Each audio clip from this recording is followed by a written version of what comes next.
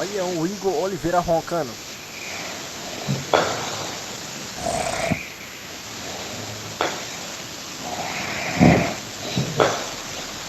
Tá sonhando com coisa boa, né, Rick?